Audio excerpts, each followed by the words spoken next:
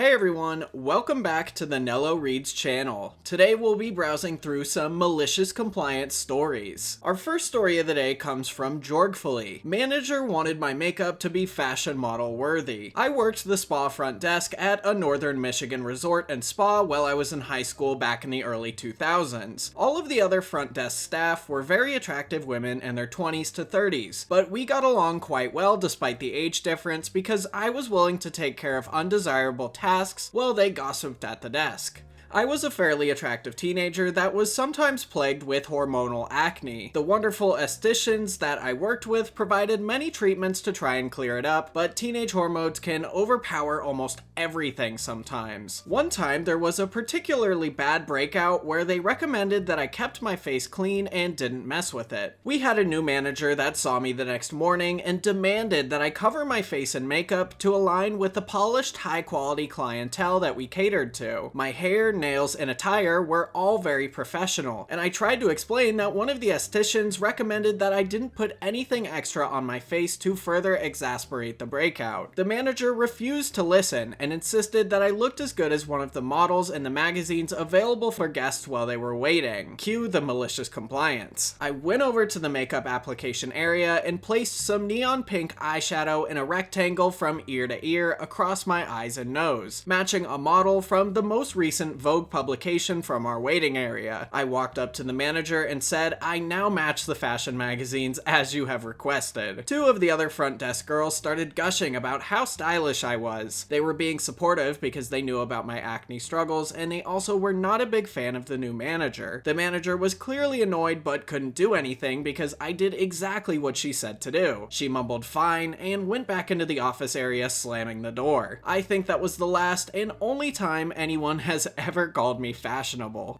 I've got to say, that's pretty clever. High fashion is something I don't think we'll ever truly understand. Like this plain bag from Louis Vuitton. I don't know who would buy it, how you'd store it, and what you would wear it with, but I almost kind of like it, so I get why it's popular. That being said, good on the OP for doing what was good for their skin. Our next story comes from Duncan G. Received someone else's frequent flyer gift. My new wife and I recently took a trip to Denver on a United flight. I fly often, but not as often as some other people. When I booked the flight, the plane was fairly empty, so I booked the window and aisle seats in premium economy section right behind first class seats, leaving the middle seat empty. By the time we actually flew, the flight was nearly full, so I checked the seat chart and noticed someone took the seat between us. No biggie. When we get on the flight, we will just offer the window or aisle seat to whoever booked the middle seat. Boarding time came and we were in group 2, so the pre-boards and group 1 got to go before us. When it was our turn to board and we got to our seats, there was an older man sitting in the window seat. I thought that was kind of a rude move to just take someone else's seat without asking. Obviously, this guy has flown before since he had pre-boarding status without having young kids, was not disabled, and definitely wasn't in the military. I let it go because we were going to switch seats anyway. Soon after the flight took off, the attendant came up to me with a gift bag and congratulated me for achieving 1K status. The gift bag wasn't for me. It was for the guy that took the window seat without asking. He obviously knew what he was doing and has probably done this before. The guy was looking out the window all through boarding and never turned his head to acknowledge us until the flight attendant came over with the gift bag. I accepted his gift bag and the flight attendant asked if I'd like a complimentary drink as well. Of course I said yes and even got a free glass of wine for my wife too. I glanced at the guy and could see the anger in his eyes, but he didn't say a thing. Petty win for me over this guy that took my seat that I would have given him, but instead he took it without asking.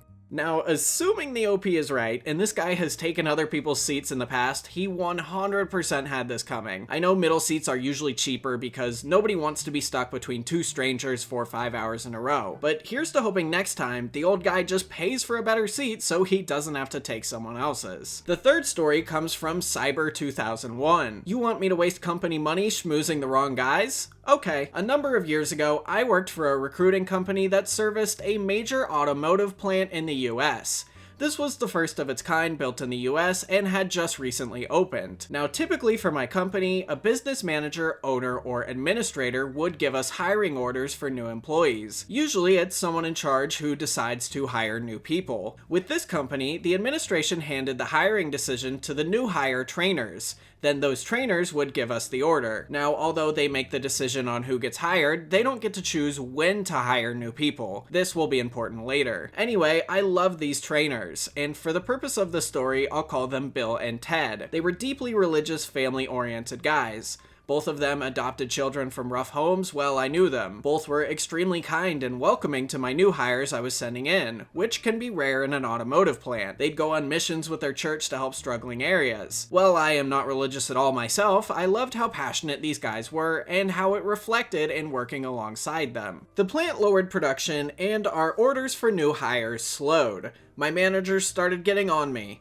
Hey, go ask Bill and Ted if there is any new hires they need. Take them to dinner and see if you can talk them into more employees. I explained repeatedly to my boss that Bill and Ted do not make hiring decisions. Those decisions come way over their head and they just relay it. I was told I am new to this business and don't understand how networking works. Finally, my boss's boss got on me when he was in the region for a meeting. I needed to push these guys to make new orders, even if it was impossible. So I checked my limits for how much I could spend schmoozing clients. And then I took these guys all around town for months. A new steakhouse opened, you guys want to try? Bring your wives and let's go. Do you guys want to hit the billiards club for lunch? The whole ticket is on me. Office want breakfast burritos and coffee delivered? Send your orders in and I'll bring them on the way. At some point, I figured there would be some backlash over the money I was spending. I even found the max I was allowed to tip and was maxing it out every time to give out more money to the waitresses. But I was wrong. The plant cycled up again, and I think my managers believed those new orders came from the money I was spending and not just typical ebbs and flows of auto manufacturing. Eventually, I left the industry and these guys moved on to other jobs. We had a blast on the company dime while it lasted.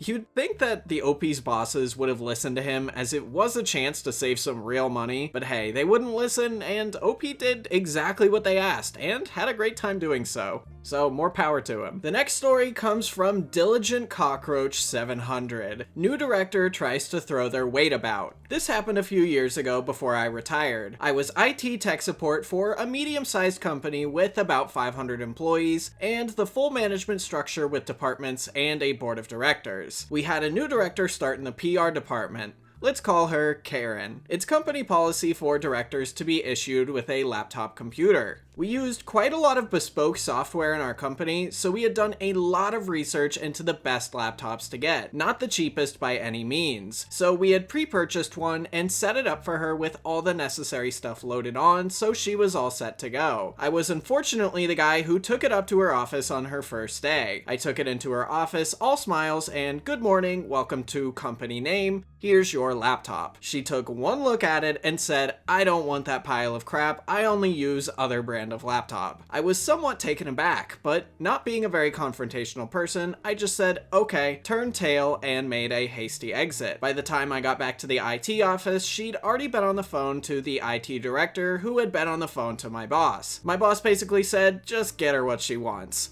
She had specified the exact make and model of laptop, so we ordered it. It turned up in a couple of days, and we configured it, and I dropped it up to her to a, about time, or similar comment. Within days, she was on the phone to the help desk complaining that it was slow, kept crashing, etc. We did the best we could, but this was exactly why we used the other brand of laptop. Eventually, she got fed up and called the IT director to complain that we were all incompetent. He told her in no uncertain terms that the problem was her and her insistence in overriding the IT department's decision. She then asked for one of our regular laptops, and he told her the one that we had got for her had been allocated to somebody else, and it would be a minimum 6-week wait for a new one. After the 6 weeks was up, I took her the exact same laptop that I had taken before and had been sitting on the shelf in our storeroom all that time. After that, we hardly had a peep out of her.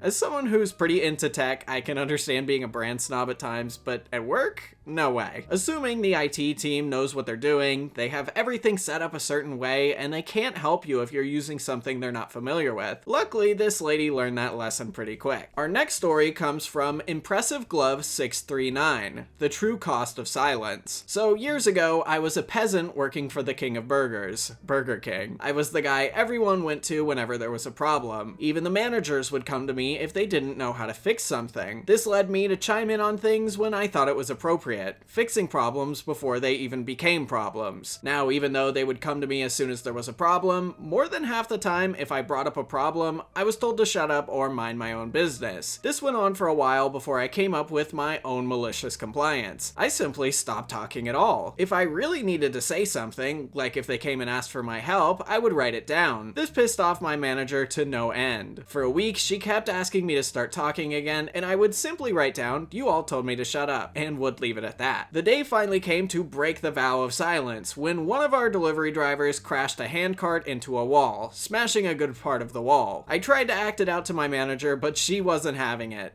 Kept telling me to just say it. So finally, I told her. She immediately jumped down my throat with, "You need to say something if you see something like this happen." To which I replied, "You're the one who told me to shut up." Never was told to shut up again while I worked there. I've gotta say, OP's boss must have been very desperate to keep him hired. He must have really known how to truly fix everything, otherwise I think he would have been fired just a day after taking his vow of silence, especially after playing charades trying to explain the handcart situation. Our next story comes from a Smollert fan. German consulate had to change their website because of me. I am a born Canadian, but since my parents are German, I am entitled to German citizenship. However, if you do not get a passport or other proof of citizenship before you turn 18, the German embassy has to do a search for records, which is this long process that verifies your connection to Germany, your ancestors if you still have family, and it can take years to do so. I was 17 at the time. Now, on the German page for citizenship, it says you must have the passport that your parents had when you were born, otherwise they will have to do the search of citizenship. We did not have this. The thing is that the German consulate website did not list this as a requirement in the application itself, even though it was listed on their citizenship page. So I got my documents and prayed that they wouldn't notice. Being Germans, they do everything by the book. No exceptions. And needless to say, they absolutely combed through my documents. They eventually caught that I didn't have what I mentioned earlier, and so I pointed out that it wasn't on the website. They didn't believe me at first, but after probably an hour of the agent and manager combing through their website, they found that I was right and actually granted me the passport without the search of citizenship. They told me this was the first time anything like that happened and that they will have to change the website. But since it wasn't on the website, that they would allow it. And just to stress how long the process would have taken, my cousins submitted applications 3 years ago and are still waiting. I'm very glad the OP was still able to get their passport. I feel like most places here in the USA would go, too bad, even if it's not listed there, you need to have it. Enjoy the 3-year wait. I hope you enjoyed today's stories, and feel free to check them out on Reddit in the description below. If you haven't already, make sure to drop a like, and I'll see you in the next video.